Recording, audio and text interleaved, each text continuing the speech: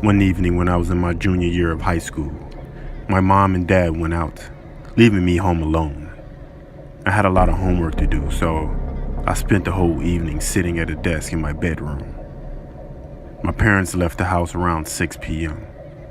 When I was doing my homework, I put on my headphones and I listened to loud music. There was a big storm that night, and my desk was facing the window, so I could see the rain and the lightning outside. My parents got back around 11 p.m.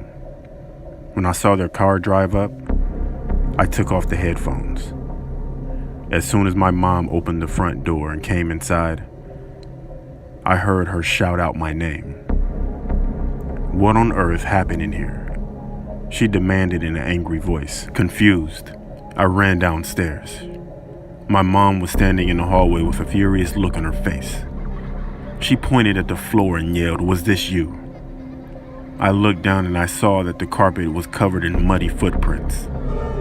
"I have no idea how those got there," I said. "I spent the whole night at my desk doing my homework." I watched as the look on her face change from anger to confusion, and then to fear. We both realized at the same time that someone else must have been in the house. We followed the trail of footprints, trying to make sense of the whole situation. They started at the back door, which we usually left unlocked. Then we noticed something else. The footprints started at the back door, but there was no trail of footprints leaving through the back door. All of a sudden, we hear something loud, a pounding noise that echoed throughout the house. Then the sound of the front door being wrenched open and slammed shut again. We all ran into the garage and locked the door behind us. My mom took out her cell phone and called the police. She told them to come quickly as she shouted that someone's in our house. After what seemed like hours, a patrol car arrived with 2 police officers, a male and a female. One officer stayed with us in the garage, while his partner went through the house, searching room by room. When she came back, the female officer told us that there was no one in the house, and it was safe to go back in. As we were all breathing a high sigh of relief, she asked, "Whose bedroom is upstairs on the left?" My parents looked at me.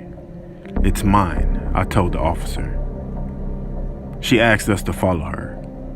As we walked through the house, we could see the trail of muddy footprints leading from the back door through the living room, through the hallway, up the stairs, into my parents' bedroom, then towards my room. They stopped at my doorway. The female officer pointed at my door, which had been open the whole night. Scrawled on it in black marker was the following: 8:47, I see you.